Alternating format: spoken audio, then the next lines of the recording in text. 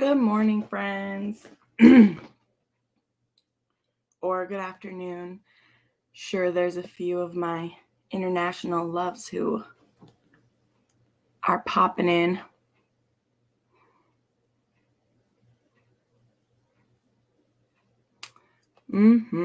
Okay, what's going on?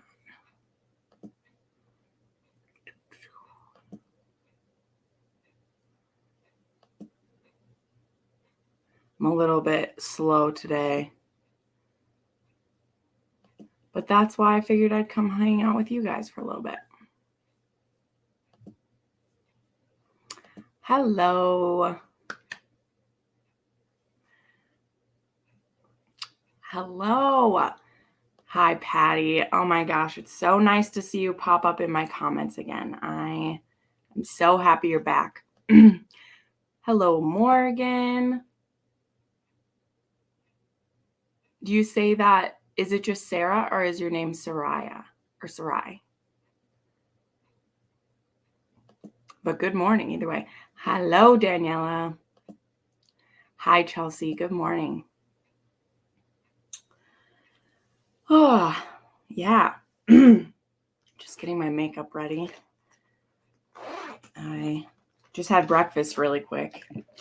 And now I have some chai latte in my beautiful Outlander tumbler.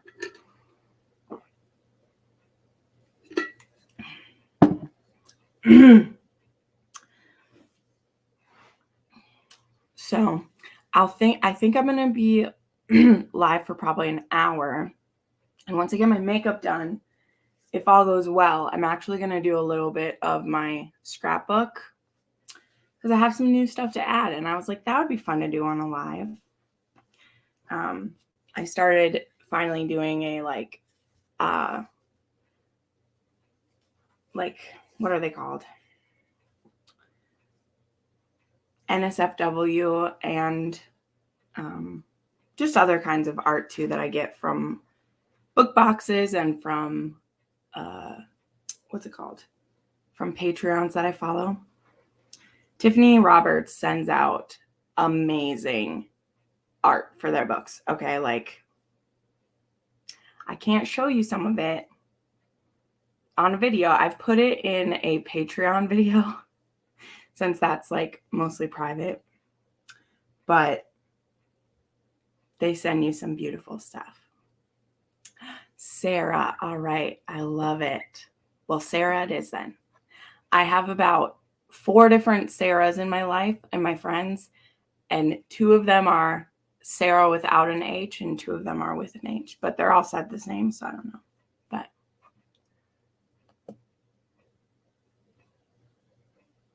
yes, yeah, I got this idea. I'd seen another creator do it. Virgo Reader, she does beautiful spreads in her like book journal. Like if there's a book she likes, she'll go buy art and then that's how she like reviews the book for herself. But I mean, especially being a part of Renegade Romance, which that's some of the stuff I have to put in today. They sent, April sent some beautiful stuff with the Cambric Creek one. So I have some pretty stuff to put in. And then, yeah, Tiffany Roberts sent a little Halloween card with a sticker, which is really cute. That has Tabitha and Zeverus, which I already have some very naughty art for them, but is perfect. I can put this on another page. So anyway, that's what I'm going to do afterwards. But gosh, it's just so pretty. And they also with the Peculiar Taste book box, they sent a bunch of, there was art with that too, so that's in here. But anyway, what is everybody reading this morning or right now? Well, I do my eyeshadow. Pink. What do I want to do today?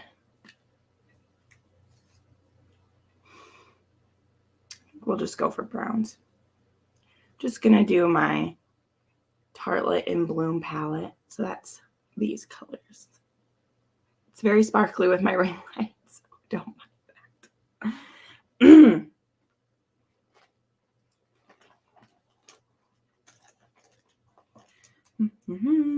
I am, of course, reading a couple of things. The main one that I plan to finish first, even though I shouldn't, because I have other things that I need to get read. I'm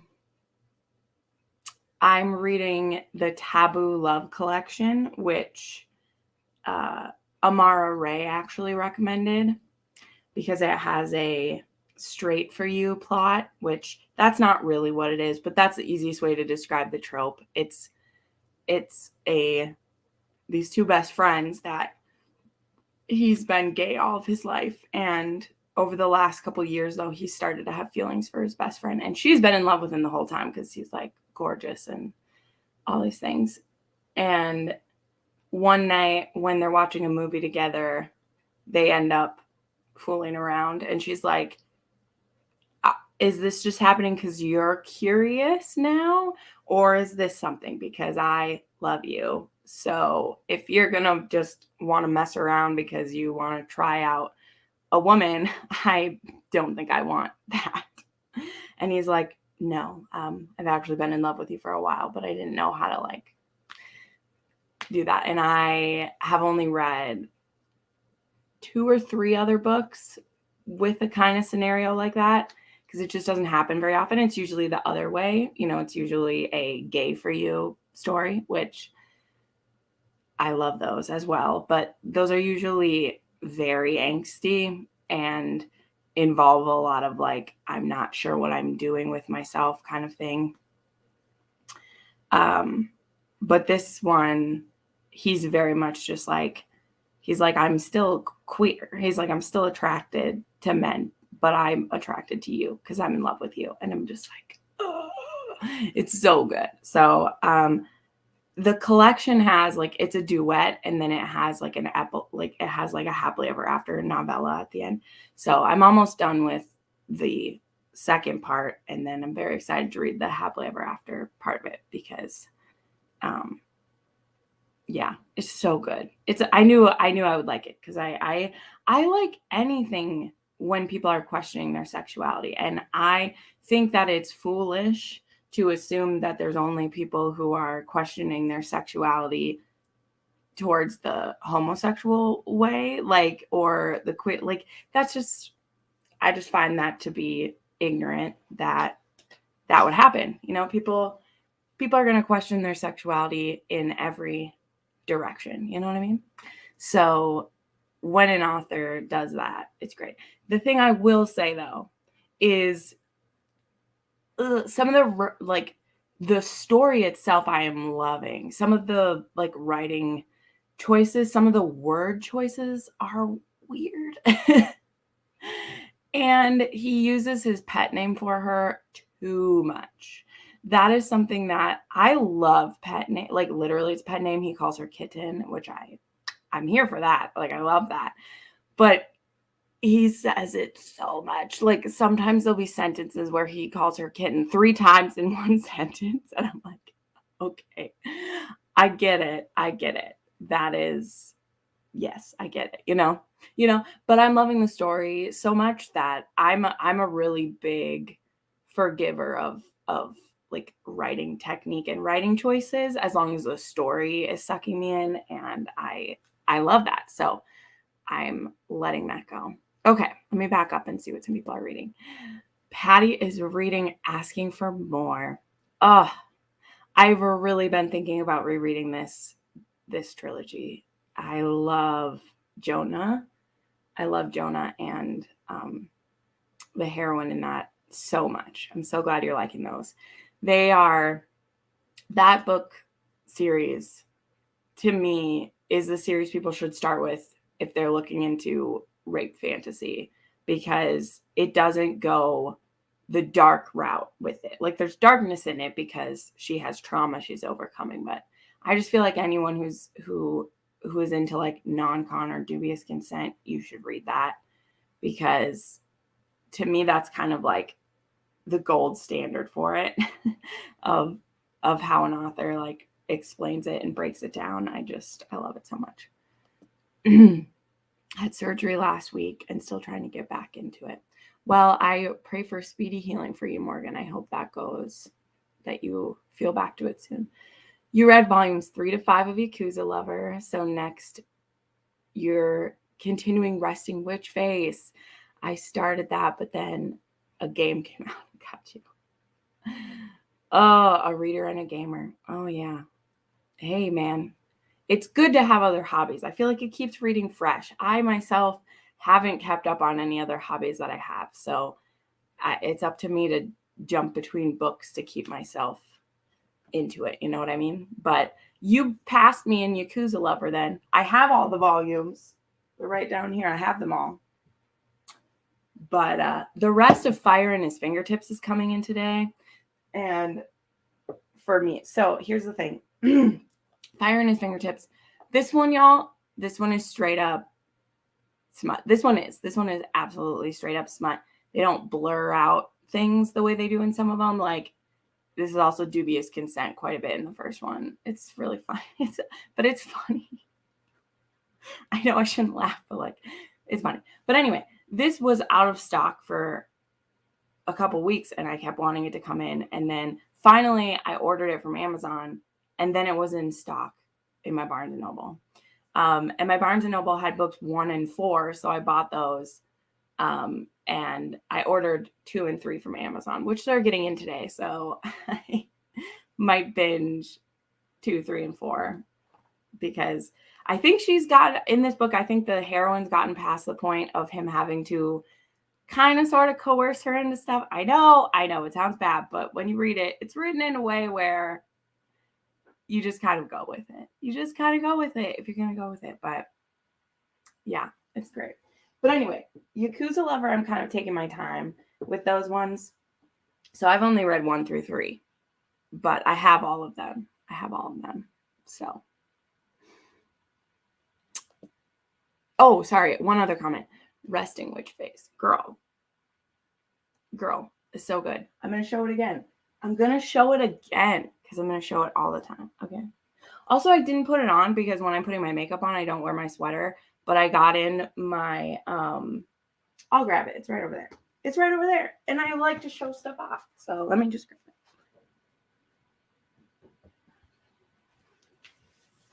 I got in my book boyfriend sweater. My Say a Spell book boyfriends. And I love it so much. When I was trying to pick which merch to get, you could pick like wolves, vampires, grims, or like witches. Like you could pick. And I couldn't decide which to pick. And I'm glad I didn't. I'm glad. Because I hadn't read Resting Witch Face yet. And I was going to pick Grim because I love Gareth. But I don't know. I don't know if I love Ruben or Gareth more now. I can't decide. I don't have to decide. Anyway, yes, Chelsea. Our Way was the first one I ever read that did this. I was completely baffled by it. Now, TL, we love TL, right? We stan TL. But she makes her books extremely messy. Like I say this, she goes full telenovela. Whenever she tells a story, whatever the story is, girl goes full telenovela. Either with comedy, like in The Takeover, which appreciate, or in her Stanton series, where we're going to break up every 5 seconds for 4 books, and then we'll be happy at the end, you know? But Our Way, I loved the exploration of the hero trying to decide what his sexuality is and then deciding like, why do I have to decide? Everyone wants me to have a label. Everyone's telling me I have to like, am I bi or pan or queer or straight? Like, am I straight now? What does this mean? And he's like, why do I have to decide? I'm in love with this woman. I want to be with her forever. But that didn't like negate the past that I've lived. I'm not like, you know, any of these things. And so I loved that. But I didn't totally love, of course, some of the extra dragging that happens because I feels like it takes away from the questioning that he was doing. And I didn't like that. Anyway, I just started Poster Girl by Veronica Roth and you just finished Dark Notes. So I needed to switch genres. Completely understandable. By the way, let me see what this is here. Oh, Sarah, thank you for becoming a member. That is so nice of you. I hope you will have fun here. I have 2 videos that I'll be filming. That's why I'm doing my makeup. So you'll get access to those depending on the level you joined at. I don't know where you joined at, but thank you for joining. That was kind of you. You're in a reading slump. Not even the mood for audiobooks. Oh, I'm sad. Well, I hope you find something fun to do, even if it's not a book. I hope you find something fun to do. Hi, Care. Oh, I'm so glad. I'm so glad you loved it. She was the sweetest. Did anyone else notice how beautiful her voice is? Because I wanted Amara to read me some audiobooks. She has this lovely voice. If you guys haven't listened to the interview yet, it's very long. I apologize, but also I don't because I loved talking with her. But she has like the sexiest voice. Oh my word. You know, just divine. Okay, I need to start my makeup here before I go any further here because we know how I get. I want to talk with you guys and then don't get my makeup on. So I'm starting with the firecracker color. Oops, right there.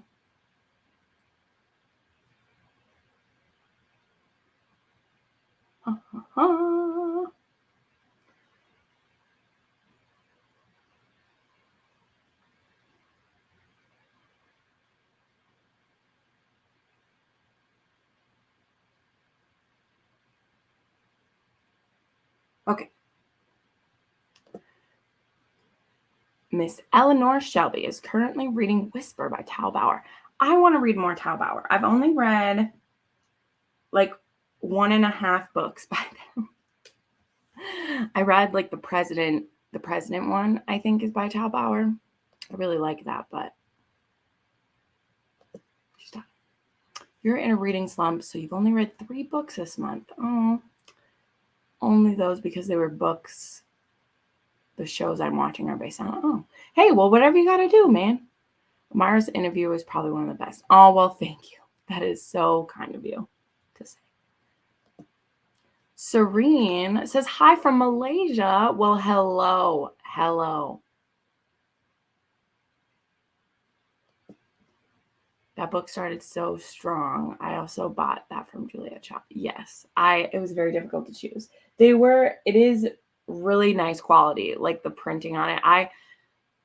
Bonfire like does a great job, but I mean, I definitely want to buy more of them, and I had to hold myself back because I also am still planning to do some redesign for stuff in my own shop. But I just have not had the time. That might be a new year type of thing. You're reading Black Sunshine. Ooh, yeah. I need to finish Blood Orange, but I know that it's going to be a cliffhanger because there's going to be 2 parts of it. But I started the beginning of it, and then I had so many arcs to read. I still have some. Well, actually, I don't. I think my arcs are done for the month.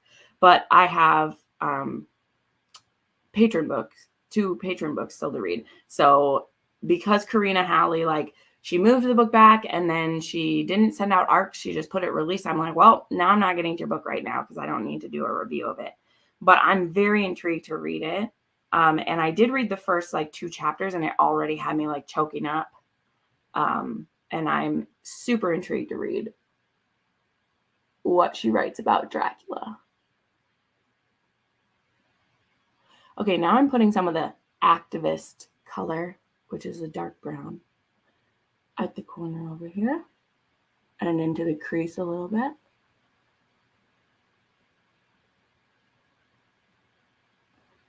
Well, that wasn't the cleanest you've ever done, Jennifer. Ugh. Need to clean my eyebrows up. They're so messy. That's so true about T.L. Swan. I particularly noticed it in The Wild Turns in Casanova. Yeah. She gets me. Like, I love reading them, but there's a reason why like The Takeover is my favorite and everything else is just like okay. Because for me, she hit the sweet spot with The Takeover, and other times she just goes for broke, but she goes so crazy.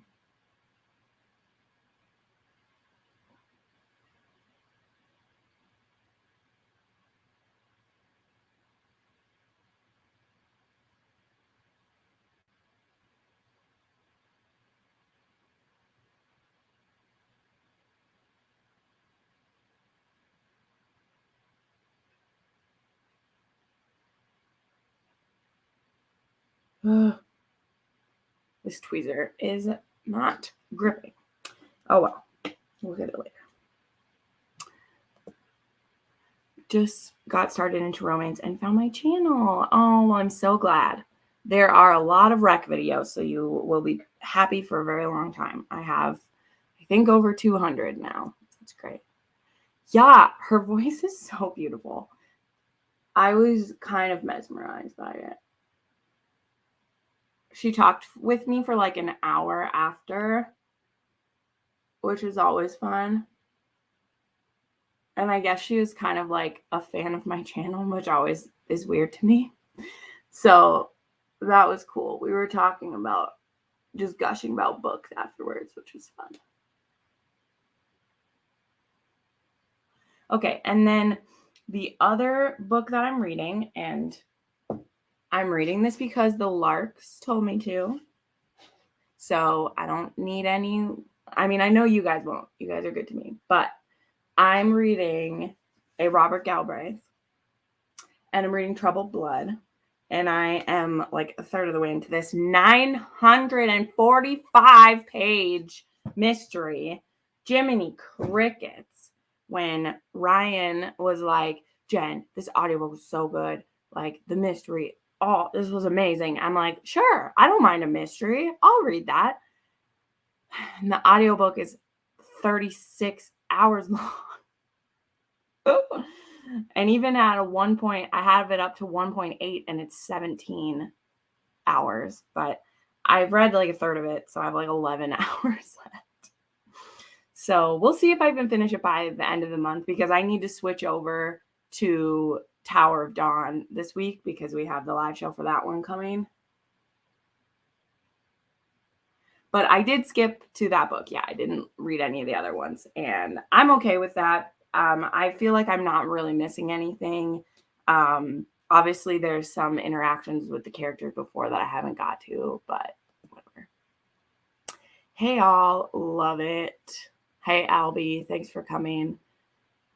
You bought the mug. Nice. I actually got a resting witch face mug from Aldi's because they had resting witch face in their Halloween merch. And I was like, perfect. It was literally only $6.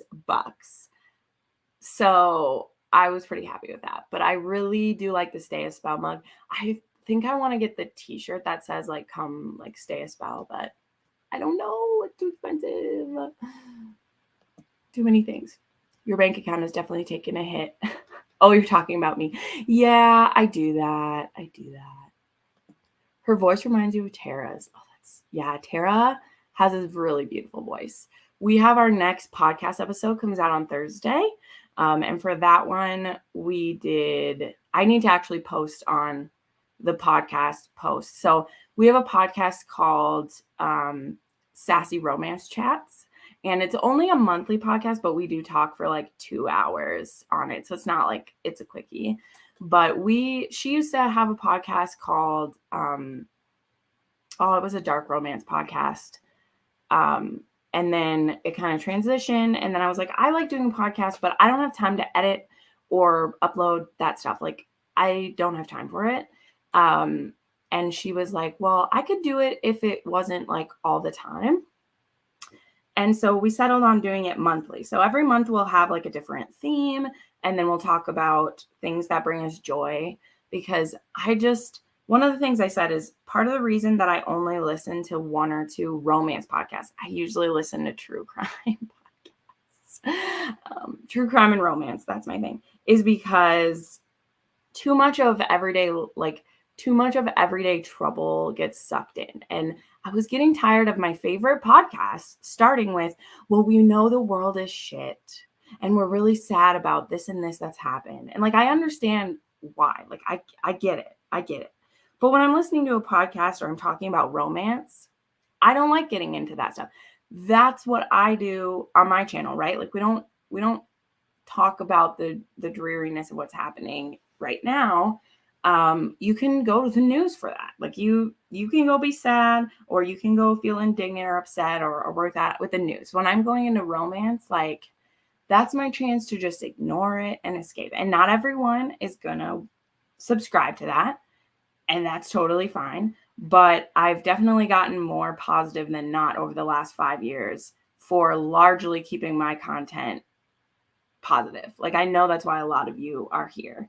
Anyway, I just went on a mini rant about the podcast, but the next episode comes out on Thursday. It'll be the last Thursday of every month is kind of our plan. And we talk about like spooky thrillers and other like darker books we read recently or that we recommend. And again, we start every podcast, and by every, I mean the 2 that we've recorded, with things that have brought us joy in the last month and things that make us happy. And it just makes the podcast fly by. Like we talk for so long, and it's so much fun. So hope you'll check that out. We did finally get on Apple Podcasts, by the way. They took forever to accept us. So okay, so this is like the eye look that I went for. I didn't say the top color that I did was Funny Girl. Oops, you can't see, but that's what I did for that. Okay. I know, you got to trust Business Daddy. He sold it to me. And then Sophie just had it in her recs for her favorites of the year as well. And so I was like, okay, I guess I'm diving into that. That's happening. Good morning, Mel. Hello, you're watching while working. Literati. Hey, I get it. When I do these in the morning, I understand it's kind of like hit or miss if people can hop on, but I love doing it while doing it. Okay. Hey, everyone. I really want a book rec where both MCs have money, and when the hero spoils her, she doesn't make a big deal about it. So, have you read King of Wrath yet? By Anna Huang that just came out?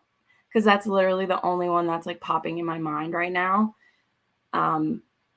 Because they're both from rich families in that one.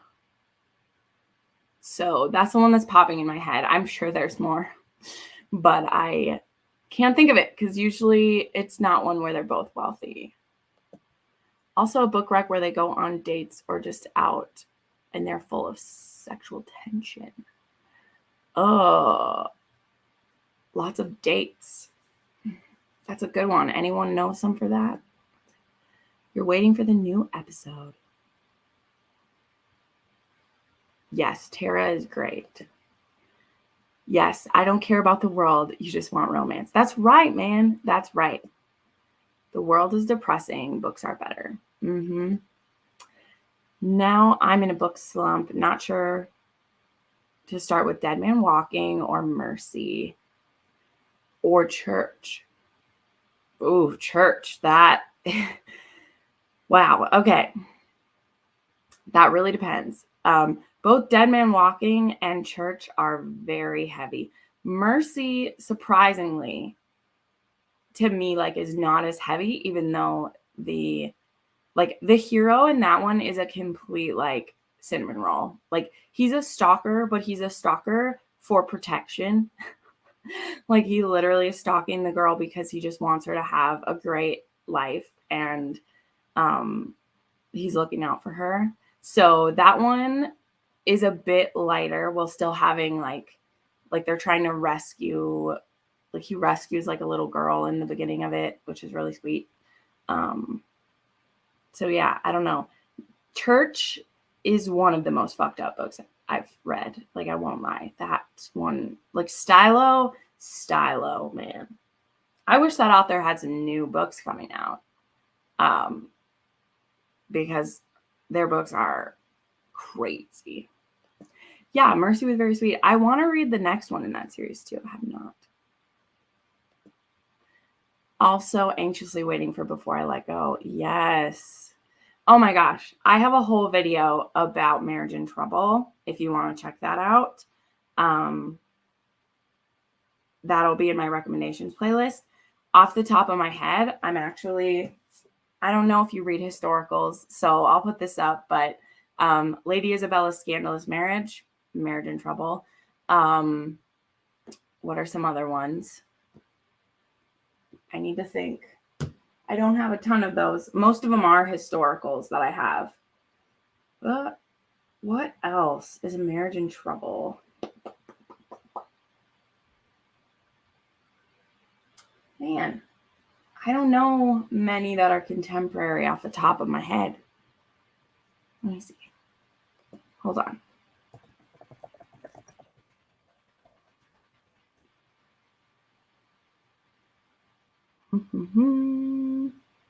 Oh, Love Her or Lose Her by Tessa Bailey. That's a great one.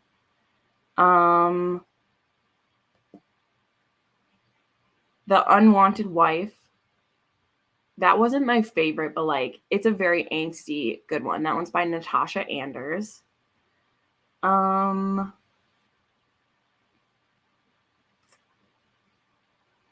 mean, the Bromance Book Club. I feel like not as many people recommend that anymore, but I actually have an arc for the newest book in that series that I'm going to read soon. The Raquel of Roth by Amelie Howard. That's a historical as well. I mean, you're not wrong, Patty, but I won't recommend that one. From me, I don't recommend that one because I don't like cheating romances. All these other ones I've recommended are marriages in trouble without cheating. But not everyone sticks up their nose at cheating like I do.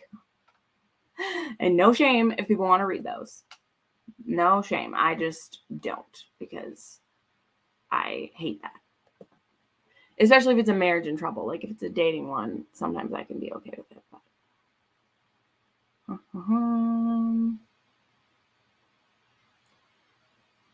Ooh, Filthy Vows by Alessandra Tor. That's a good one. That's a good one. They're trying to spice up their sex life in that one. That's a good one. So there you go. There's some recommendations. They're coming through for you in the comments there as well.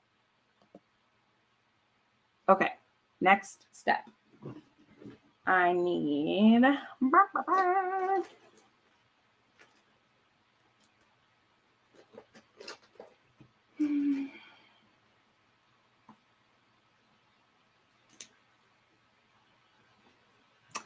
Oh, hi, Candace. Hello. More books like Olivia Dade. Yeah. For the plus size rep or for the like celebrity parts of it? That would be my question for you. Because there are actually a surprising lot of books that have that. Wall by Kate C. Wells. He's an MC and he cheats once. They divorce. It's so good. Love that. Love that. Also, what was I going to say? Storm by Serena Ackroyd. That's also a dark one. He is a sex addict, and to help with his addiction, he wears a cock cage, literally a padlock. He wears a padlock through his through his Prince Albert piercing in his penis. He wears a lip. Look, I can do a demonstration for you right here. The Prince Albert goes right underneath the head, and he literally wears a padlock through his penis. It's intense. That book works as a standalone, even though it fits within her world, because Serena Ackroyd wanted people to be able to read that as a standalone, which I appreciated because I don't love all of the MC ones that she writes. But that book, I cried a lot. It was really great. Geek culture or plus size? Yes. Yeah. Plus size, thankfully, there has been a lot more rep for that. A Merry Little Meet Cute has some of that. Really, I enjoyed that quite a bit.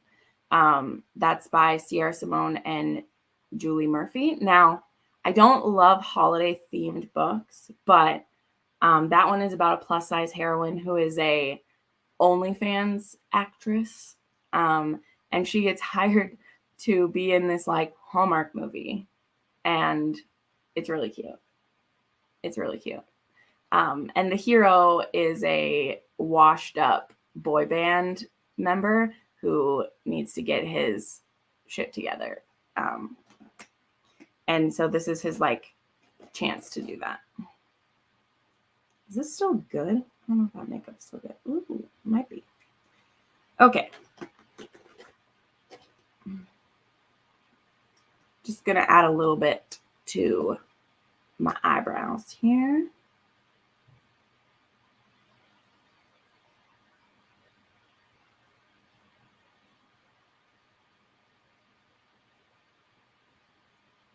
Oh, I need to get them clean so bad.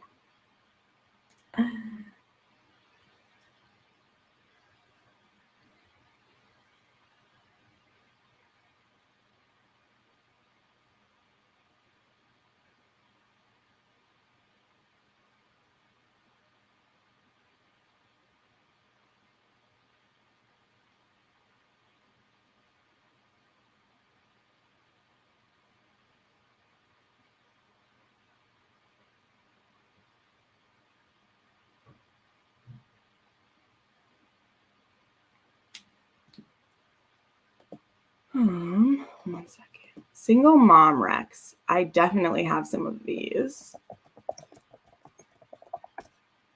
Let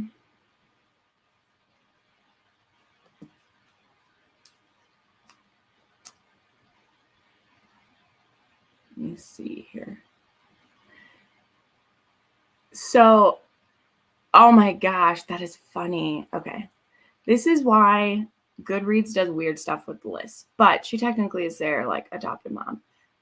One of my favorite books, and so this is technically like she's a single guardian, because she is their aunt, but she takes on these 5 kids. It's called Sustained by Emma Chase, and it's the closest book to like the takeover that like I've read. I really, really love it. He's this like playboy lawyer, but he just has this big heart for these kids, which he wishes that he didn't, but he does. So I really like that one. Also, Unbreakable by Melanie Harlow. That's a divorced mom. She has 2 kids. The Anti-Boyfriend by Penelope Ward. That one is so cute. Oh, that one's so cute. She's like a new single mom. So she's really young, and her neighbor keeps her awake one night with his sex. And like his headboard's like banging against the wall. And so the next morning she's like, I really don't want to be this person, but like, can you keep it down if you're bringing people back late at night, because you literally woke up my baby with your sex banging against the wall. And it's funny because the next morning or like during the day, like the baby's crying a lot, and he just comes to like check in on her kind of. And she's like, yeah, my baby is being whiny today because she couldn't sleep during the night because you kept her awake. And I really love that one, because then they end up being friends. Rafe by Rebecca Weatherspoon. That's a great one. That's also an interracial romance, and it's this African-American woman. She's a doctor, and she has twin girls, and she gets Rafe to be her male nanny. I like that one. And let's see, I'll do one more rec. Let me find a good one. Oh, this one I haven't talked about in a long time. Before I Ever Met You by Karina Halley. That's another young single mom, and it's a office romance because she gets a job working for her dad's friend. And so it's an age gap single mom one. It's really good. Are there any books similar to Untouchable besides Descent? Yep, there are. Carter's going to be my favorite, of course. But I have made a video about this too, which is basically my like dubious consent one is. But Start a Fire by Jay Wolf is basically the same beginning type thing. It's different in the fact that their first interaction is he forces her as well. But he definitely has a better character arc than Carter. Like, one of the things that's great about Carter, he doesn't change much. So, you know, we like him to be the horrible that he is. And sure enough, look, Patty already told me. Patty already told me. There, she told you. She knows. Let's see. Those are the ones I usually pop up, because anything else, like, you can find dubious consent in a lot of books, but that's an extra special situation. What Carter is. So, yep, Marriage of Convenience. Girl, I have like 3 videos about that. So definitely check those out.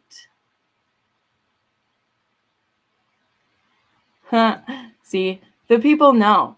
The people know who I know. I love how they help the heron with body issues as a single mom. Yes. Is there a reason why you don't like Omegaverse? I just don't really. I don't know.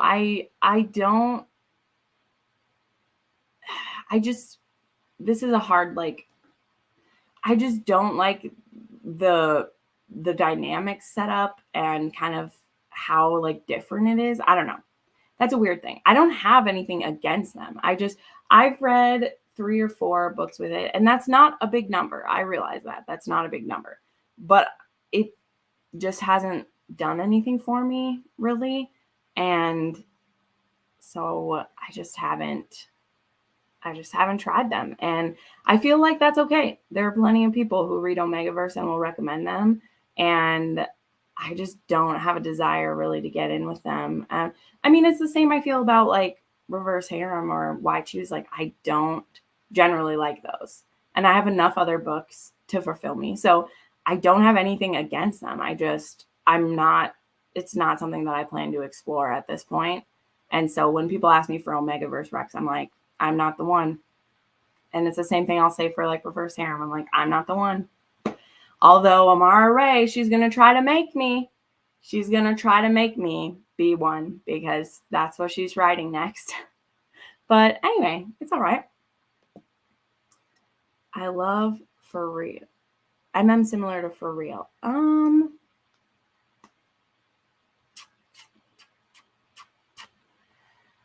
Oh, I hate to recommend this one. That's the thing. For Real is like so special to me. That's another one that is like, I have this small collection of books that they stand alone for what they mean to me and what they do. And what For Real does, yes, I can recommend other books that are romance. Yes, I can recommend other romance that are BDSM. Yes, I can recommend other books where the submissive is the older person. But is there another book that gives me the same feelings as For Real does? I have not found it. So that's why Makeda, I hope I said that right. It's by Alexis Hall. Alexis Hall writes that. It's why I haven't liked another book I've read by Alexis Hall. Like, he ruined me with For Real, because it is one of the most perfect books I've ever read. It's perfect. And when I try to read other books like it, I'm just disappointed. So I know that sounds super snooty, but I don't have MMs similar to For Real to recommend. I just don't. Cole McCade has a couple that are kind of close for me. He has the, like, what's it called? The Cocky series that has some really deep connections in the BDSM going on, but it's just very special. Okay. So I've watched all your romance, Rex, and I just want to know if you've read any new ones. Yes, I have read a few recently. But okay. Well, I just read Broken Man by Lydia Michaels recently. I mean, speaking of Omegaverse, I did read one that was called Unnatural by Alexander Hazard. That was actually pretty good, but to me, that was an that, like, it being Omegaverse was the detraction for the romance. but at the same time, it was like, I liked the book. I just didn't care less about the Omegaverse parts of it. Call the Coroner was a very dark, delicious, dark romance. Oh, Makeda. Well, I'm so glad. I'm so glad I said it right. I tried my best. Yeah, so I read a lot of this month, actually. I didn't even plan that on purpose. It just works out. Like, that's the thing. Sorry, side tangent. You're here with me. When people tell me I don't read enough, like, which people haven't said this in a while. I'm not pointing fingers, but something that's been said of me, which just fucking baffles me. People say that I, like, you don't read very diversely. And I'm like, are you kidding me? What are you counting as diversity? Like, seriously. And particularly this month, I've just read so many different kinds of books that I just kind of raise my eyebrows at people who say you don't read diversely, because I know they mean racial diversity. And I know that I'm like, that's the only kind of diversity people see. Sorry, again, side tangent. Because, like, I read LGBTQ. I read interracial romances. I read Asian romances. I read Black romances. I read all this. Anyway, I know you guys know this. I'm sorry. Sometimes my, like, trigger gets pulled when I think of that and people say that to me. And I'm like, you only see one kind of diversity, which I think is small-minded. But anyway, those are the recent MMs I've read. Sorry that I went on a tangent with that. Oh, also, I've been reading manga. That's MM. I just read Black or White, which is a friends to lovers not black romance. This one's not black romance. This one is a gay romance. I love this. Love it. And I also read Jealousy, but I don't love that one. But Jealousy is a gay mafia romance. And I haven't read this yet, but one of my beautiful followers, let me see, I need to look at her name again and put it in here. Paula, she sent me Twittering Birds Never Fly, which is going to be a dark romance too that I'm excited for. So anyway, I love romance. Absolutely freaking love it. So I hope those were some new recs for you. All right. I was checking my read books and I couldn't find anything similar to For Real. Yes. Like, so yeah, again, sorry to be like snooty about that, but For Real, like, these are those books to me that they just, nobody is like them, you know? And for me, that's like, that's Outlander, that's For Real, that's Sea of Ruin, that's, what's one of the historicals that's like that for me? Oh, shit, what's it called? The Thief of Shadows by Elizabeth Hoyt. Like, there's just certain books that, Ian Mackenzie, like, there are no books like those. And I wish there were. I wish I'd find them. So I'm sorry. I wish I had some to recommend. But yeah, Cole McCade might get the closest with his cocky books. It's not the same dynamic, but the depth of the intimacy in the BDSM, like that hits the closest that I've read, if that makes sense. Thank you. Okay. Thank you all for having my back. Patty, they're not watching. Thank you. Thank you. Thank you for the ego boost. That's just what I need. Those people can bite rocks. That's right. Thank you. Thank you. I think so too. And again, I don't like having to say that about myself, but when people attack you that way, normally I just ignore it. But every once in a while, they like to go off and they like to say, BookTube's so white. And I'm like, romance BookTube, it's not so white or so one note. Like, my friends read everything. Some of them read even more diversely than me. But for me, I'm willing to try every romance. And that's why, I mean, to go back to like the Omegaverse or the reverse harem, like, it's not that I've never read those or that I never will. It's just that when I take a recommendation from someone to read a book like that, I really need it to be from someone that I know and trust, because viewers who watch me, they are welcome to recommend me anything. That's why I have a book rec form. People can send me anything. But a lot of times people just want you to read what they like. They don't know you. You know, they're just recommending, like, here you go. And that can be fine when it's for like a Marriage of Convenience or a mafia book. Like I'm willing to try anything by those. But if someone's recommending me a reverse harem, they need to know like what I want to read. Otherwise, I will just be a rage monster. Okay. Like reverse harem, I have to have sword crossing. I have to have them all love each other. And I have to have like more going on than just one female and like 4 male. Like I need more. And when people recommend me those on my book rec form and they're just like blah blah, and I look it up and I'm just like delete. I won't be reading it. Won't be reading it. Omegaverse, I don't want to read MPreg. Like I'm not interested in it. I'm just not. And like people don't know that. And I don't expect people to know that. I am not that cocky or big-headed that I'm like, if you're going to recommend me something, it has to be perfect. No, I just want you to recommend me what you want. But I then have to narrow down what I read, right? I have a book rec form with over 700 books in it, and everybody wants me to read their book. And I want to read everyone's book. I want to read them all. I want to read them all. I love it. I love it. It's my favorite thing. I'm telling you, the single best part of being a booktuber for me is that you guys pick the best of the best and recommend them to me. And then I get to read it and I get to tell my 15,000 subscribers how great the book is. I love that. I love it. I'm going on a weird rant. You guys are here for it. It's fine. We're an hour in and I have not finished my makeup yet. Dear Jesus. But anyway, so I have to have some lines, and most of them are arbitrary. Do I know there'll be reverse harems that I'll love? Yes. So am I sure there's some Omegaverse I'd like? Yes. But I have to draw some lines somewhere. And that's kind of where I'm at, right? Okay, anyway, I don't know if that made any sense, but that's what I have to do. What would you say is your favorite MM of all time? Oh my God. I mean, For Real is probably it. But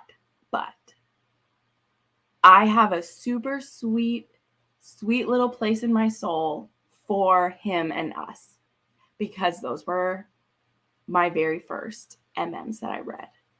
And I have a sweet, precious little place in my heart for Serena Bowen and Al Kennedy's Him and Us, because I honest to goodness, I feel like that is one of the perfect intros into MM, because you get both of their point of views. It's very like lighthearted, and it's just very like sweet how they stumble into being more than just friends for me. So yeah, For Real is probably my favorite. The emotions in that book are so big. Like, oh God, I could work myself into tears just thinking about it. But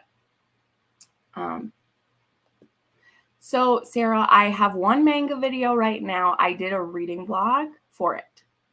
Currently, I have not read any manga outside of what's on that video, because I've just been continuing those series.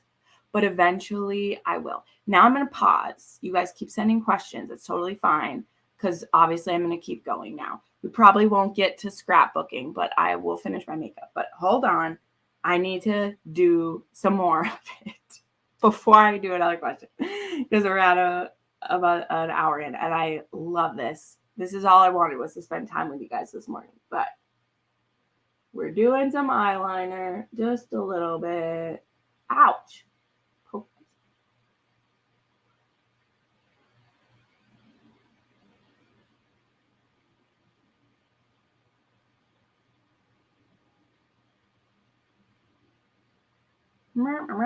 Oh my.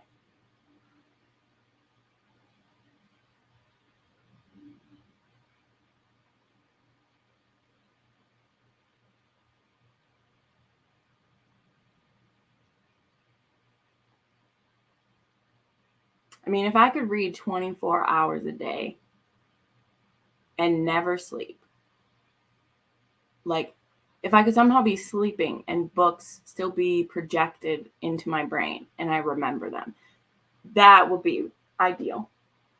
Because I gotta tell you, full-time booktuber and book reviewer, and there's still stuff I can't get to.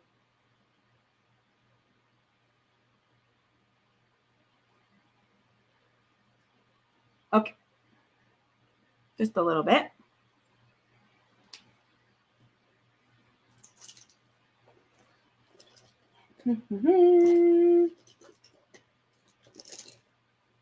All right. Well, hi, Steph. Hello. I love when you can show up. That might be my absolute favorite thing about BookTube, the open-mindedness. Yeah, man. Yeah. You know, and again, just to say, who else is making pegging videos? Okay. And female dom videos.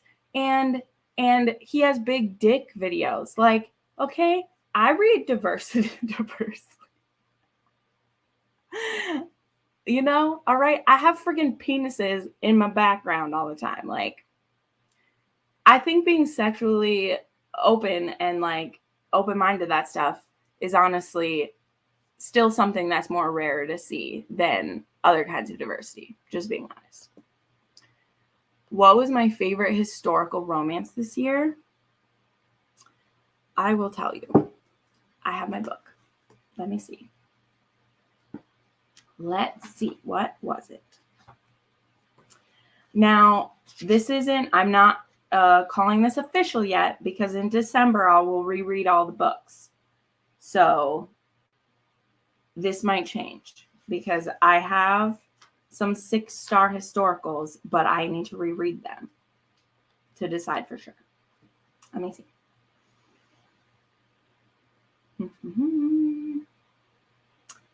I think it's still Temptation of a Highlander. It looks like that's the only 6-star historical that I have. So, Temptation of a Highlander by Elisa Braden. But I may expand that. Like, I will make a video in it. Like, you'll see. If you're new to me this year, Van Chika, is that how you say that? Van Chika? Sorry if I said that wrong, but I like that name. Whether I'm pronouncing it right or not, I like it. I will do all of the favorite videos. Usually they will come out in January, because in December is when I reread all my favorite books. So I reread my 6-star books. This year I have a lot less 6 stars because I was a lot pickier. So I might expand my circle out a little bit and read some more. But yeah, Temptation of a Highlander. I love Elisa Braden. I'm so sad that she has other obligations in life and has not read more of them. I love those two. MM Best Friends. Yes. Him and Us. They're my favorite. Yes. As I was saying, I need to read more Tal Bauer. I've only read one so far.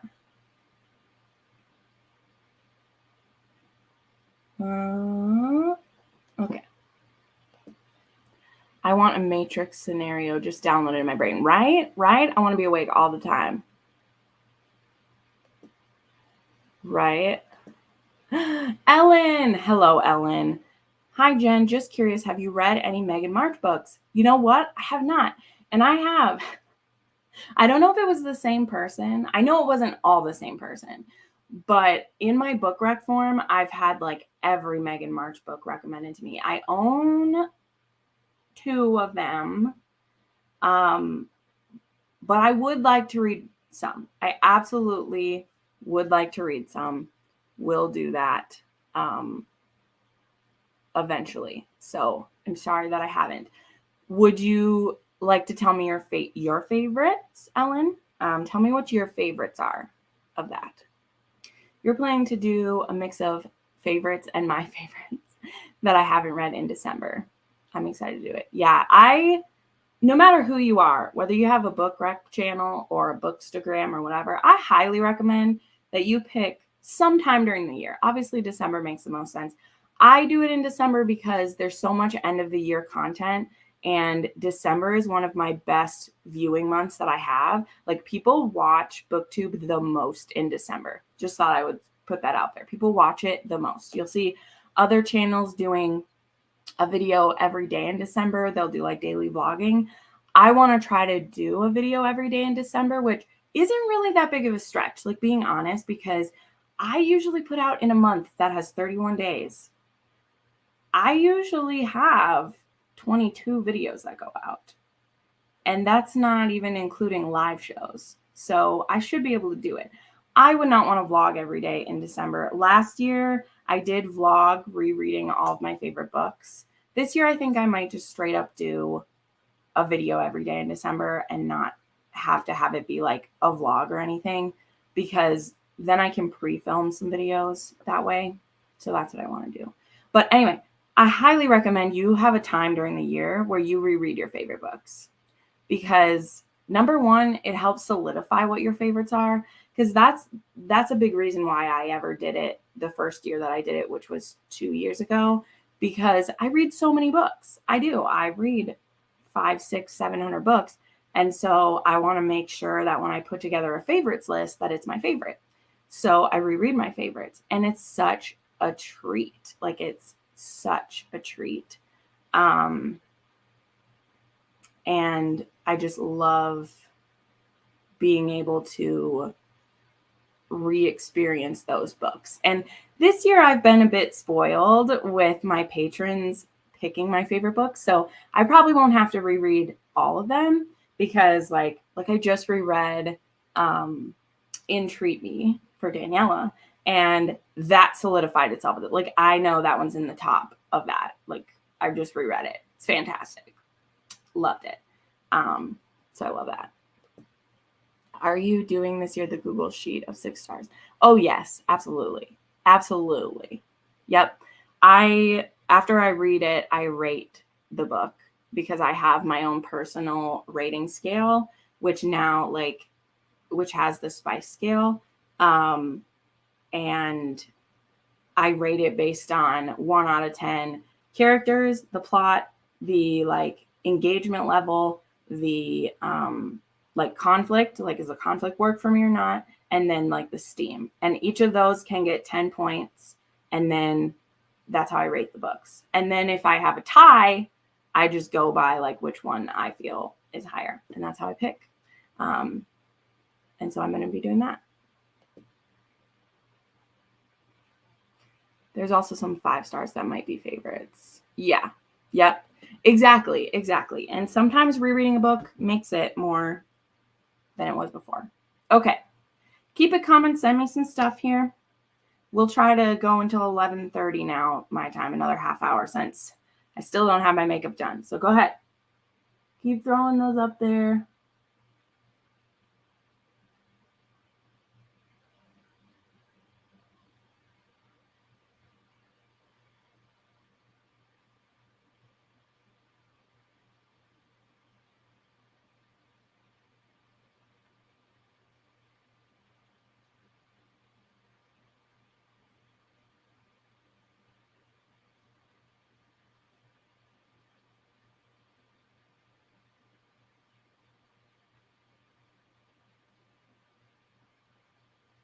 This is my primer. I'm using primer on my eyelashes today.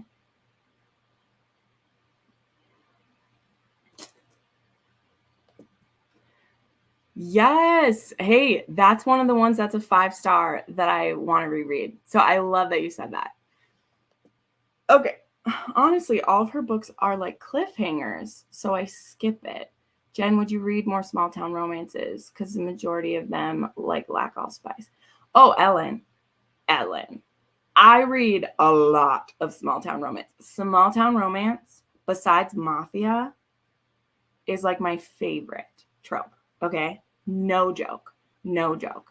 I know some that are pretty damn spicy, okay?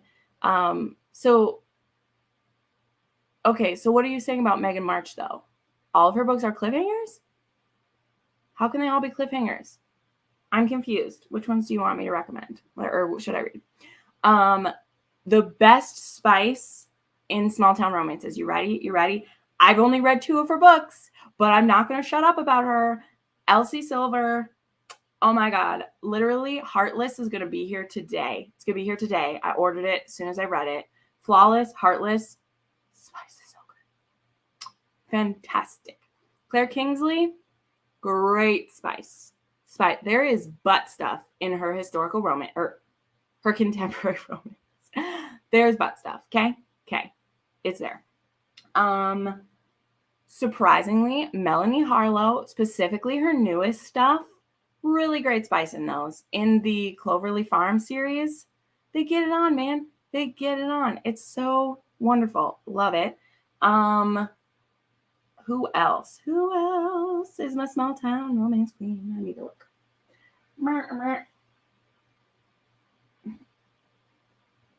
Let me see.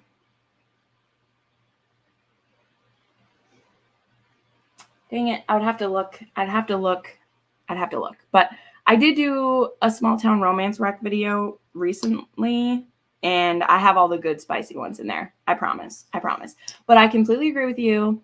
I want it to be small town. I want it to be spicy. You know who wasn't spicy, though? I'm going to say it. Catherine Cowles was not very spicy. Okay, she was not. All right. Give me all the spicy small town. Yes, I love it. Other than Heartland, because we read that. Yep.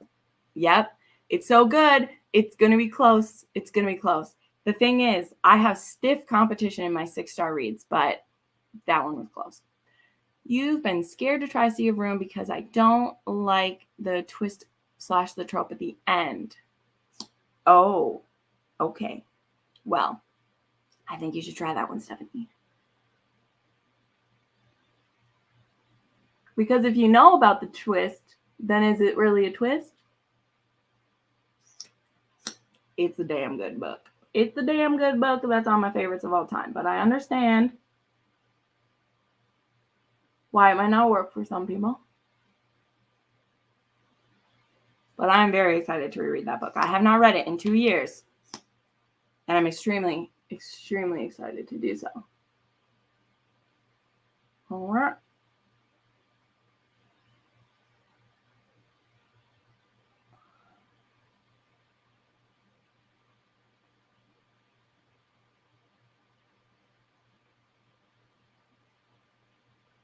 Ooh, also, I totally forgot. Kennedy Fox has a cowboy series that is small town and is pretty spicy. Their cowboy series. That's an author duet. I always forget about that series because I've only read 3 of them, but very good. Would you do a video revisiting 5-star books from the past? For the past before? I don't know. I've pretty much talked about all of those ones. Also, I don't know that I have the time to reread all of those ones. But there maybe could be something with that. Let me see. Yes, Jen, Megan March books that I attempt to read are cliffhangers. Ah, I gotcha. So you were asking me if I've read any to give to you, and because you're struggling with it. Got it. I know one of my friends, Bree, she really loves Megan March. Or is it Megan Quinn? See, now I might be confusing Megan Quinn with Megan March, but I know I've been recommended a lot of Megan March. So it's a weird question. But any books where they're in a marriage of convenience, but whenever they fight, he says, "You're my wife."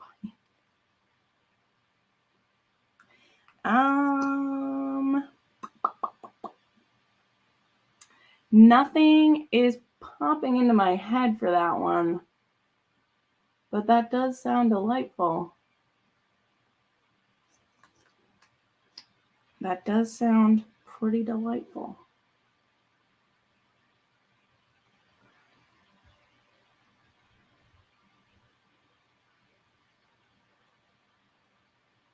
Okay. I don't read Catherine Cowles either. I read one and I DNF'd. Yeah. I want to try some more. I have some of hers are on Anyplay.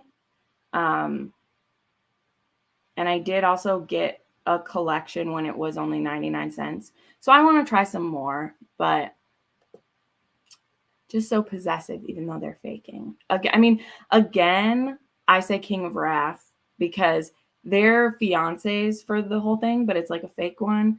And whenever she's talking with other guys, he's like, "You're mine." And she's like, "But I thought it was fake." What are some popular books of the year you didn't like? Oh my gosh. I mean, that happens all the time. That happens like all the time. And I think it depends on what's like popular because I don't really read the popular books like way back in the beginning of the year. And this book came out last year, but way back in the beginning of the year, I read The Love Hypothesis and I just it didn't work for me. It didn't work for me. I did actually like the next one though. The I can't remember what it's called now. It's out of my head. But I did like that one. Let me see. Where's my DNF shelf? Did I DNF any of the popular ones? Let me see. Hold on, my computer is being slow. And I need to.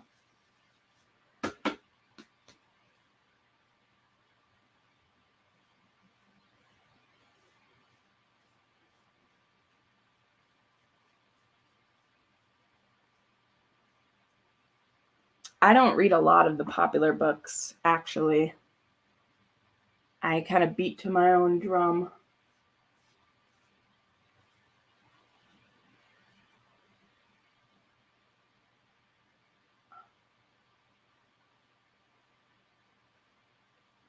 Well, that was annoying. What the frick? Hold on. Hi, Warda. By the way, I see you, girl. I literally missed a gap where my eyeshadow goes.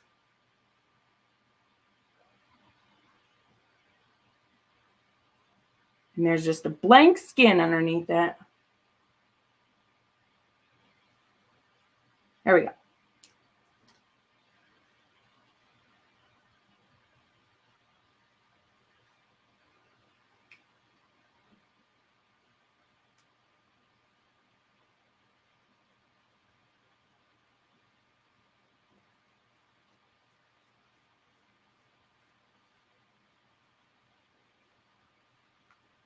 Oh, I think I need to pick my fall color of makeup because it's starting to stand out quite a bit.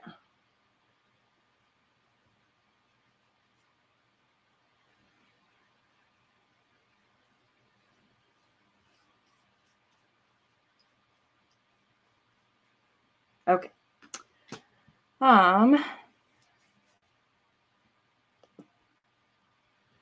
Let me see. What did we DNF this year? Oh, it wasn't anything popular. Let me see. Books read in... Oh. Books read in 2022. And let's go by rating.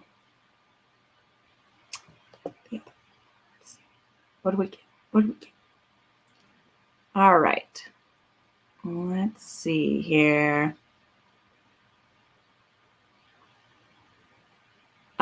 Well, I didn't like the Kraken's Sacrifice, which I'm not saying that one's necessarily popular. I'm just telling you the ones I rated the lowest. Didn't love that. Didn't love... Actually, not too many of them are like super popular. Oh, I mean, this was not the only one, but I didn't like The Do-Over. That won't be a surprise. I really didn't like that book.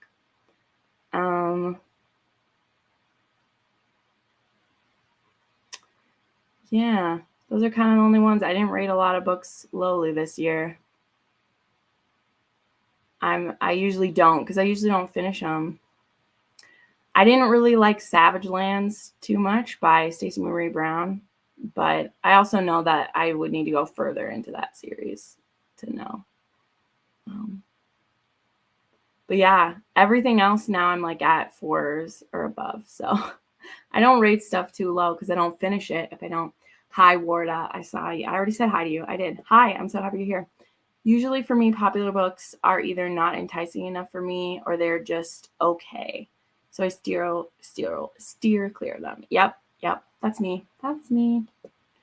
Yes, I know. I read your review for Love on the Brain, but I don't know. I thought that one, I really liked the hero in that one a lot. Whereas for me, in The Love Hypothesis, the only reason that he was hot is because he was grumpy and that he looked like Kylo Ren on the cover. He looked like Adam Drunk. Otherwise, I was like, I don't feel it, but that's okay.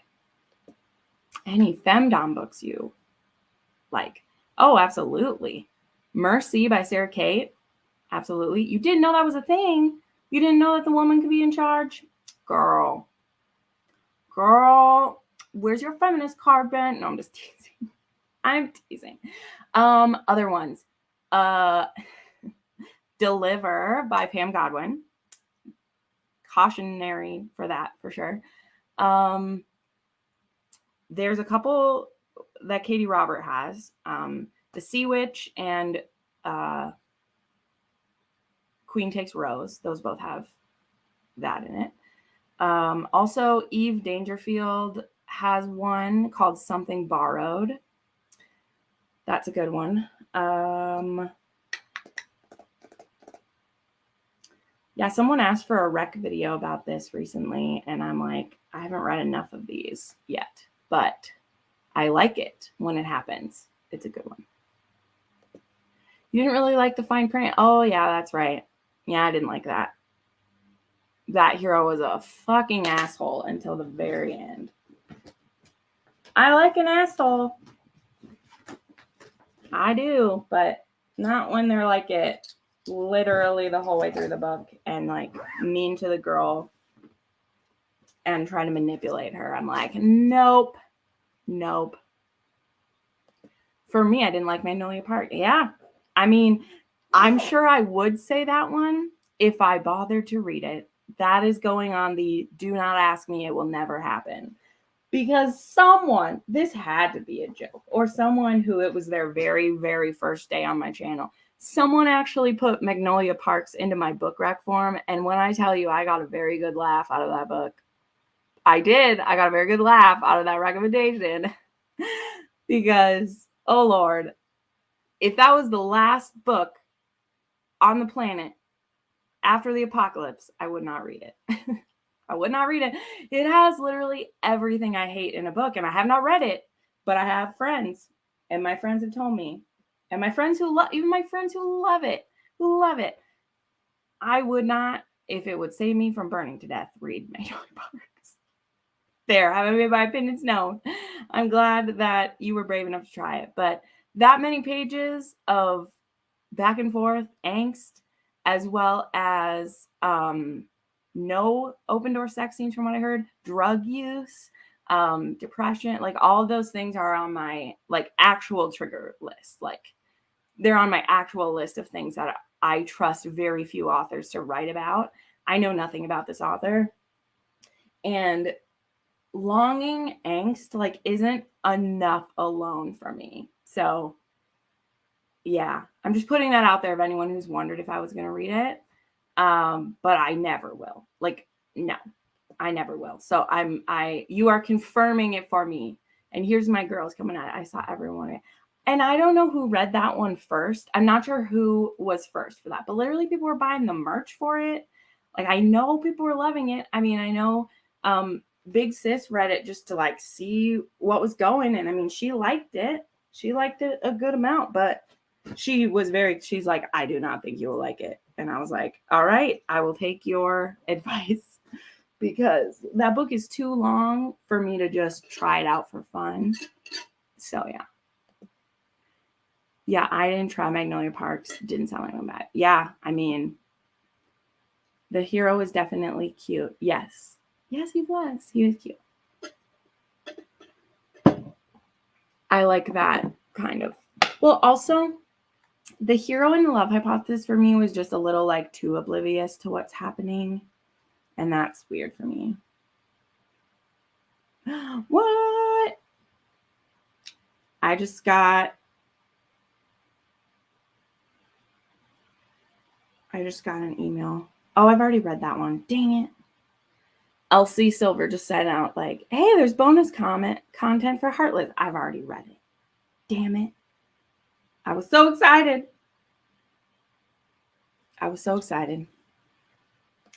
Hi, Ashton. Hello, friend.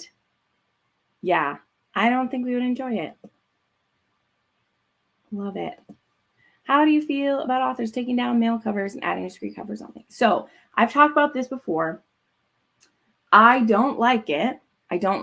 However, when I went to Wanderlust, and I think I talk about this in my vlog for it, I was determined to ask Business Daddy what was going on because I knew he would tell me, because he had promised me on a live show, you can go look it up, that they would always have their sexy covers available, that they would always have them available. But when these two beauties, Stolen Air and Brutal Prince, went available, you could no longer get the physical copies of Callum and Miko. The ebook cover is still the sexy man, but the only physical copies available would be those. And you will be able to order signed copies from her. Like, the store is actually open right now, but on Amazon you won't be able to get them. And I was upset. And then there was the announcement for like, it's the last couple days to order Praise if you want the cover with Daddy Emerson on it, because I think it's Source Books, or it was, who's the other one who's been buying them up? I can't remember. But they're going to get discreet covers.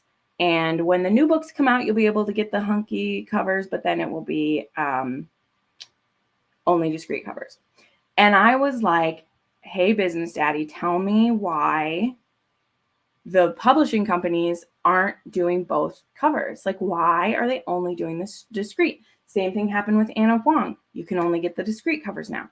So I'm upset about this, because for me, having sexy men on the cover is something that goes along with romance for me. Like, I know not everyone wants to own that book. And I understand that there's either reasons of just you straight up don't like them, you think they're cheesy, which is totally fine. You can be a romance lover and also not want them on the cover. And then there's the reason of like, well, some people can't own books with the sexy cover for safety reasons. That's not my place to judge that, because I don't live in that. I can have all the sex on my front as I want. I don't live that life. But anyway, there was always a promise that we could still have both, is what he said. But I asked him at Wanderlust, I was like, is the amount of money they're asking just so much that the authors can't say no? And Business Daddy told me that they haven't been in contract negotiation with anyone yet. And he was like, I would really love to see someone's contract so I could really see what the dollar amount is. But he knows that the difference in purchasing, like the difference in the amounts of a discreet cover versus the regular hunky cover, the discreet covers sell 10 times the amount of books for authors that their sexy covers do. 10 times.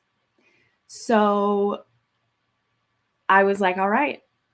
That makes me sad. That makes me sad that everyone wants discreet covers over the hunky covers, and that's what it is. But like, do I blame the publishers buying these books from the authors when they're going to make 10 times off of it?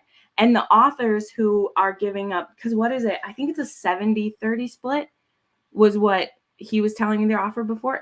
And here's the thing, the 70-30 split, the 30% amount that the authors are getting is 10 times what they were getting with their other covers when they owned all the profits.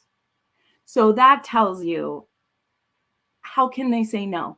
How can the authors say no?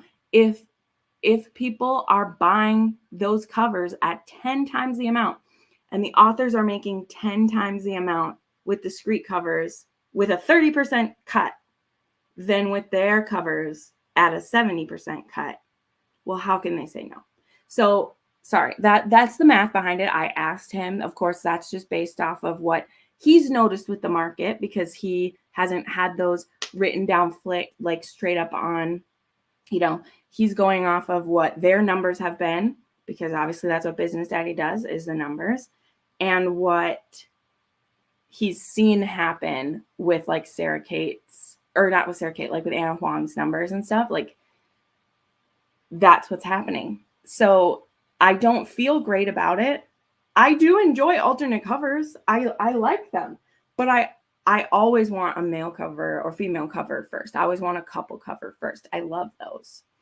And so, yeah, it makes me sad that both covers aren't available.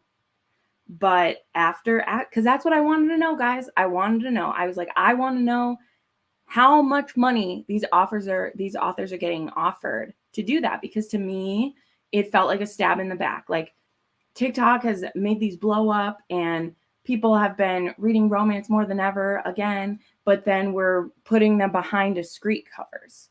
And to me, it feels like a step backwards to do that. Like, it feels like a step backwards to me, and I don't like it. But things go around. Like, it will come back to being hunky covers again. It will. And it won't even take that long, okay? Because you think of, like, I have copies of historicals where I have every cover. And they were a clinch cover, and then they were a step back, and then they were a pattern cover, and now there's hunky covers again. You know, like, it just, that's how it goes. Like, you can look at, like, have a Joanna Lindsay book in every iteration. You know, like, you have, what's the one? Is it Dearest Rogue? You have the clinch cover, and then there was it as a step back, and then a pattern cover, and then they went back to having a sexy cover again on the cover of Rose. So it's like, it's just the pattern of it. And right now, this is where we're at. So there was another long rant from me. Let me get to some of the things you said. And then I got to start winding this down. Okay. Do you read Christina Lauren books, Jen? That's what I like about you, honestly, since I love it. I have read 3-4 of their books. I don't read them anymore because they've went pretty much all closed door, and I'm not interested in that. I read their Beautiful Bastard, and I read like 3 of those. And then I read The Unhoneymooners, and The Unhoneymooners was funny. Like, I liked that, but it was fade to black sex scene. And from what I've heard, that has not changed. I can find romantic comedies with sex in many other places. So there's someone that I don't really care about anymore, but I'm glad they're still doing great. I love the male covers, but some discreets are nice too. Exactly. I just want to get both. I didn't know what Magnolia Park was. The cover just didn't do it for me. So yeah, and I guess basically it's like Gossip Girl, kind of like British Gossip Girl, but with lots of angst, and like it's that story where like they're never able to be together. And guess what? The first one has a cliffhanger anyway. And then the next one is about her friend Daisy, and like there's no ending to the Magnolia Park story yet, from what I've heard. Anyway. On an opposite note, Naomi Lucas has temporary sexy covers. Fuck yes, she does. And I have 3 of them just waiting for the last one to come in. I just showed those on my Instagram. They're on my book cart in my room, or I would show them. They're fucking beautiful. Sam Griffin did the covers. I love it.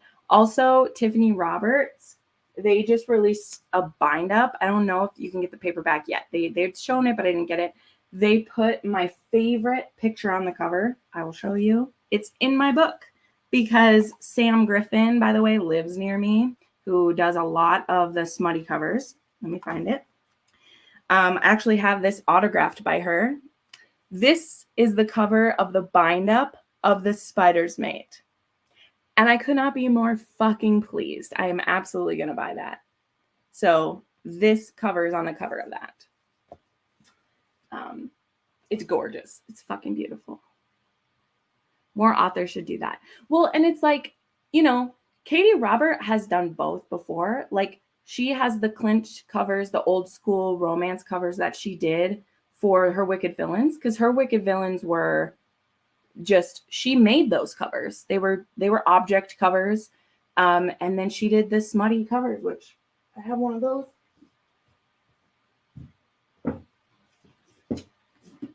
She did the Kickstarter for these. This is gorgeous. Oh yeah, I also have the smut in the back. Oh yeah, good stuff. And then there are some other authors that I can't say that are also going to do something like that. They're going to do a Kickstarter for covers that were once objects, but will be sexy later on. So that'll be great. But yeah, it's, again, like, it makes me sad, but it's just a time right now, you know, like it's just a phase right now. It won't last forever. Magnolia Park's not interested. Have you read any Colleen Hoover books? Ellen, you're asking about all my no-go authors today. I have not read a Colleen Hoover. I don't plan to ever read a Colleen Hoover. Nope, don't plan to do it. I know I shouldn't judge a book by its cover, but I'm glad that I did. Yeah, with Magnolia Parks. I'm pretty sure she doesn't want to read it. Yeah, I won't be reading Colleen Hoover. I ended up ordering the male cover of Sarah Kay for that reason. Yes, yeah. I've said this. I know I only have a couple more days to decide, but I'm super tempted to buy a whole set and just save it.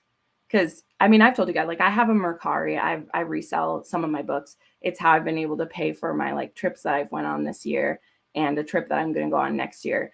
And I feel like if I bought an extra set, because they're like $15 a piece, if I spent like $60 and got an extra set and just sat on it, I feel like next year I could sell that for a lot of money. So I'm super tempted to do it because you know what? That's what book collectors do. That's what collectors do. You buy books and you save them till they're worth more. Like I've been buying all this Sierra Simone when I find them in Barnes and Nobles. Like I've been to 4 different Barnes and Nobles in the last month.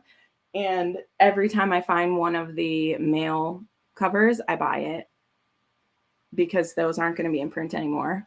And I'm like, I already have my set. But I'm gonna resell those bitches and make money. If the publishing company is gonna be like, oh no, we don't want to do this swing, I was like, well, I'll buy them. You need to order those real quick. Yes, yep. She just posted about it. Praise is going away on the 31st. Like I think each month, like one is going away. But then when is it Madam? Yeah, it's Madam and Highest Bidder are the 2 other ones she has coming out. Those will have a release, kind of like how Anna Huang did it last year, where she uncovered both covers at once. But you could only buy the male cover for a little bit. So make all the covers for me. I will still buy discrete covers and special editions. Yep. I totally agree. And see, that's the thing though, that I did still kind of like, I was going back and forth with Ryan about, is it's like, why can't we just have both available? Like you've already written the book. You already have the covers paid for. Like I understand not maybe paying for more covers going forward, but like you already have the covers done. Why can't there just be 2 available? You know, Anna Huang had 2 available until she didn't. And there's just not a good enough answer for me. There's not a good enough answer for me why you don't have both available. I think, like, if I were thinking with a business brain side of it, I think they maybe want all the sales condensed under one so that, you know, it can hit higher on lists maybe. I don't know, but I think it's lame. I think it's lame that you wouldn't just have them both available. Discrete covers are also a lot cheaper for me. Are they? I did not know that, Steph.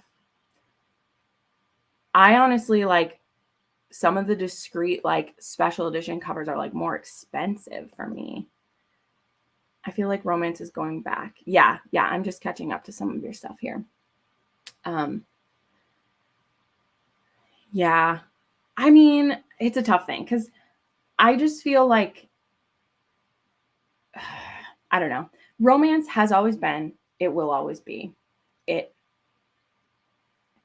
The people who want to bitch about it, I feel like are jumping on the trend to bitch about it, not really understanding what they like and don't. I don't know. It's just like whatever. Wow. Sometimes it's $10 difference a book. Whoa. That's crazy. Male covers and discreet are the same price. Yeah, that's strange. I mean, they've always been the same. Oh, hi, Rachel. Yay, everybody. Rachel just put out her fanfic, a rec video, an announcement. Who's going to do the fanfic readathon? Oh my gosh. I'm getting so excited. I just stopped myself from starting my Yellowstone fic. So I'll do a taste test of this right here. So I kind of have told a couple people that I'm going to do this, and then I posted a little bit of a hint about it. But I am really toying with the idea of doing Yellowstone reviews. I know, giving myself more work, but nobody's really doing it. And it's one of the most popular shows out.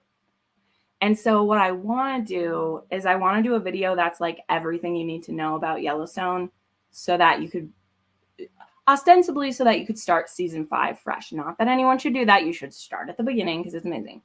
But I've seen people do that with like ACOTAR. like someone has done, well, many people have done with ACOTAR, like everything you need to know so that you can just jump into this book or whatever. And I kind of want to do it with Yellowstone. So when I was in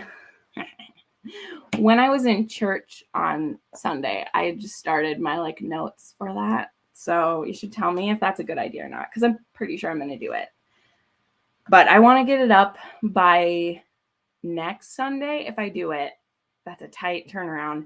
But that's 2 weeks before season 5 starts. So I feel like people will start looking it up more. And there's just not any of that. And I'm excited to kind of like review a show that I'm not comparing it to any books. Because obviously when I do Outlander, I'm comparing it to the books. Like that's my niche, is I'm like, I'm comparing it to the books. So deal with it. You should tell me what you think. But anyway, that all started from me saying, I'm going to read Yellowstone fan fiction for the fanfiction readathon. That's what that point was. I love covers like that. Yes. Catan is showing up. He is my alien boyfriend, okay? Yes, I love those covers so much. I'm behind. Where can I get that bind up? Yeah, don't read Culling Rachel, girl. I will not. I will stand firm. I will not read Culling Hoover. I don't care. And also, nobody can ever make up their mind whether she's canceled or not. Not that matters. Like, I'm just being straight up. Like, a canceled author rarely matters to me. But because it's the same for LJ Shen.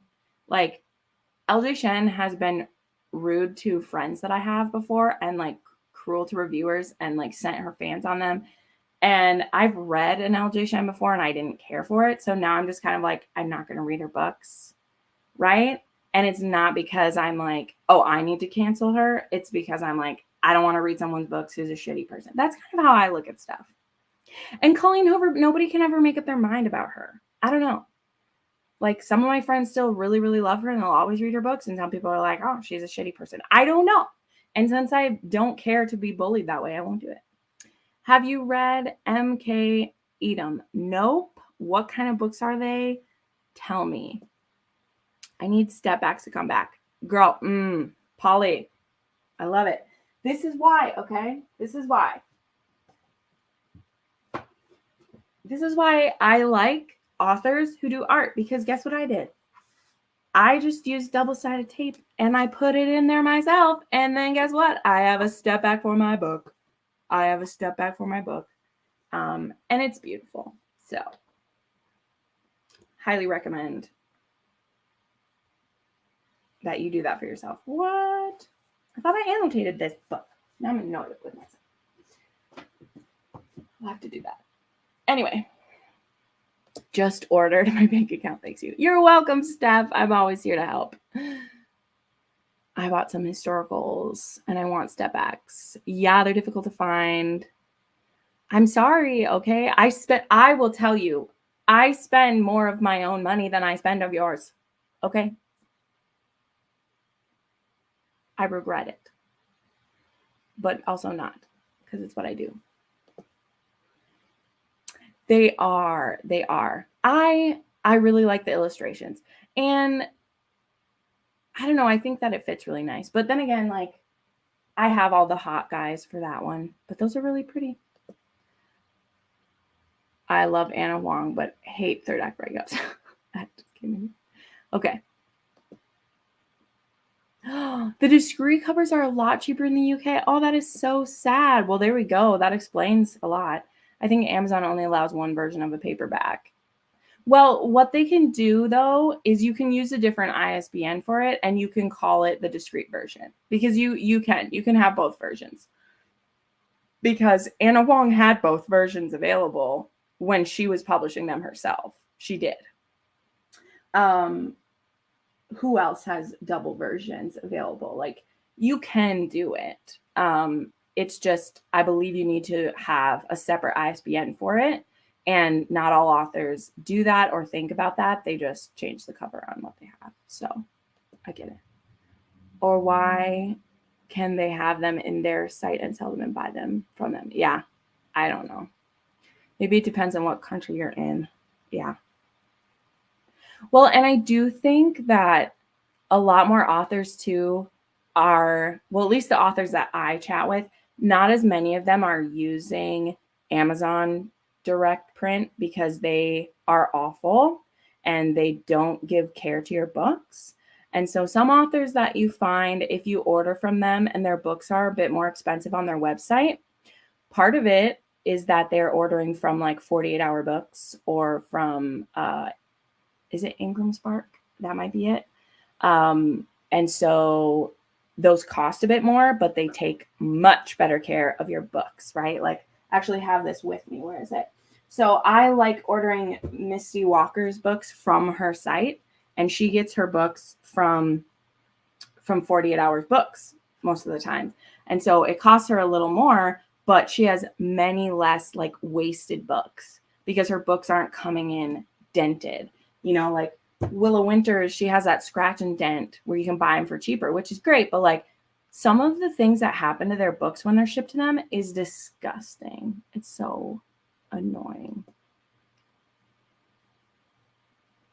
All right. I'm going to wrap this up soon. Let me try to catch up on comments. Oh, look, someone popped in right at the bottom. Hi, big sis. Hello. I told everyone, I don't know if you saw this, I told everyone that you saved me from reading Magnolia Parks because you told me that I wouldn't like it. And I was like, I will not read that book because big sis says I won't like it. And I agree with you. You're not the only person who convinced me not to read that. Anyway, let me catch up on these. So this year you got me into historicals. Next was manga. I guess now it's going to be Yellowstone. Oh, yes, because I asked about Yellowstone. Yeah, it's amazing. It's the Cowboy Mafia. It has one of my favorite, like, angsty romances. But because it's in, like, a TV form, it's not, like, focused on them all the time. And Beth Dutton is my, what do I say? Who I aspire to be sometimes. Sometimes. The way that she's protective of her family and the way she will, like, cut people, I'm here for. And also because I love Rip. I love him. Like, I literally have his stickers everywhere. He's amazing. Yes, okay. Got your fanfics ready. Oh, yay. Those are my favorites. Look, let's show it off. Let's show it off. Look at this beautiful cover. Because Mel is amazing. This one I'll actually be giving away. This was her like first cover she made for me. But this one is mine. This one's mine. I'm sorry. It's mine. Oh, I love it so much. It's going to be so much fun, you guys. Safe word is Devil Snare is amazing. Contradictions. Girl, you're going to have a great time. Why is Colleen Hoover so successful? She just hit, guys. She just hit. Wasn't it Colleen Hoover who basically got the Wild Band? I did not know that. Didn't know that. Yeah, Colleen Hoover is a weird topic. I just don't read her books because they're basically trauma. Thank you. Rachel said it. Rachel said it. That's what I've heard. That's what I've heard is I know some people just love the romance because they're like, oh, it's just so achy. It just gets me. And I'm like, yeah, but I don't want to watch people suffer that much. Like, I don't know. I just can't. Sometimes I can. Sometimes I can, but most of the time I can't. I haven't read Colleen Hoover. Like, I can't really talk, but she seems like she's literally everywhere. She is. Okay. King Grimviseri is the most feared warrior. He has been sent by his emperor to find and retrieve compatible females for their dying civilization. All right. All right. I love it. I love it. Anna Huang's model male covers can be found in a bookshop in Spain. Wow. That's great. Oh, I'm happy whenever you pop in, Crystal. I love you. I actually have stayed on here way longer than I said I would, so I'm glad that I did. I was only going to be on here for an hour, and we're entering hour 2. I have books to film or videos to film. Before you go, would you mind posting a link to your podcast? Oh, yeah. I don't know if I can post it in the chat. That's always the problem. Let me see. But we're literally on like every one right now. Let me see. I don't know if it'll let me. But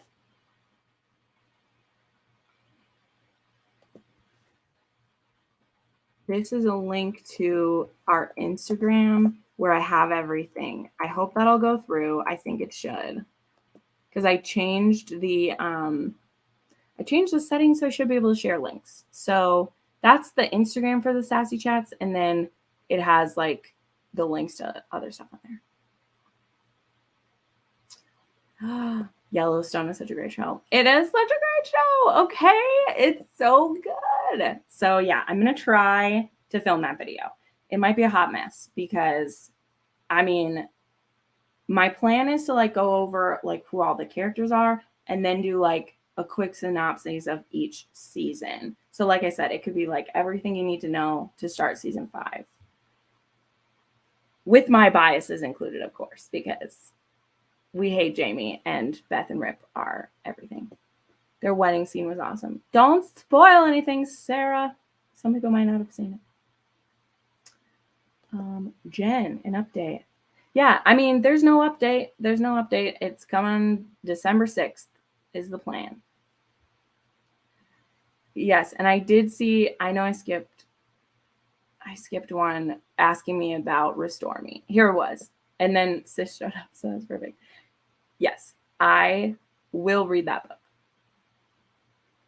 I will read that book.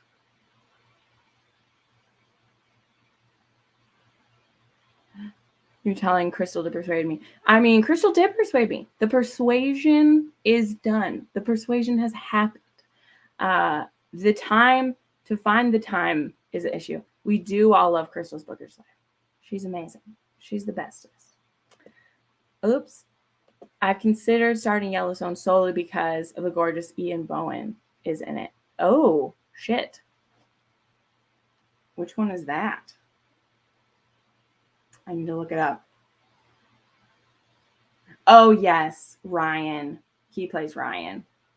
Oh, yeah, because he was in Teen Wolf. Cool.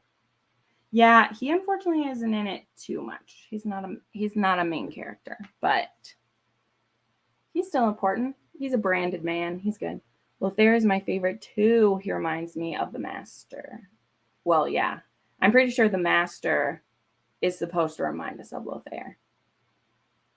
Because that's who he is. But anyway. Okay, any final questions? Thank you all for being so engaging today. I love it. I love getting to hang out with y'all, especially my European and Asian friends who can hang out when we're here this early. But now it's almost noon. I have 2 videos to film. So the videos I'm filming today, which I need to check the poll, but I think what was winning, hi Melissa, was It's Always Been You. So my channel members were voting on which video they wanted me to do first. Let me see. Okay, yeah, it looks like It's Always Been You is winning. So I have the recs for that. And then I also have Badass Women ready to do as well. So those are the 2 I'm planning to film right now. Then I'm also planning to do a KU, what's on my KU right now. I haven't done one of those in a while, and I wanted to update it because those are an easy one for me to do since I can just pull out my Kindle and tell you what I'm reading. So I might do that. People have been asking for that. Thanks for the chat. Oh, thank you. I hope it goes well. I'm happy that I could finally catch you. Yes. When I'm doing interviews and hangouts, it's usually later. But when I do get readies with me, it's usually 9 or 10 a.m. my time. So then it's like afternoon or evening for people. So I love it. Yes, it's a great poll this month. Good. I'm glad. So yeah, thanks y'all for hanging out. Yeah, keep an eye out for those videos. I just put up my November reading plans. So that video is up. And then, yeah, we have the Tower of Dawn live show coming up this weekend, as well as then the fan fiction readathon starts. All right. Yeah. Everyone have a great Tuesday, and we'll chat soon. Bye, friends.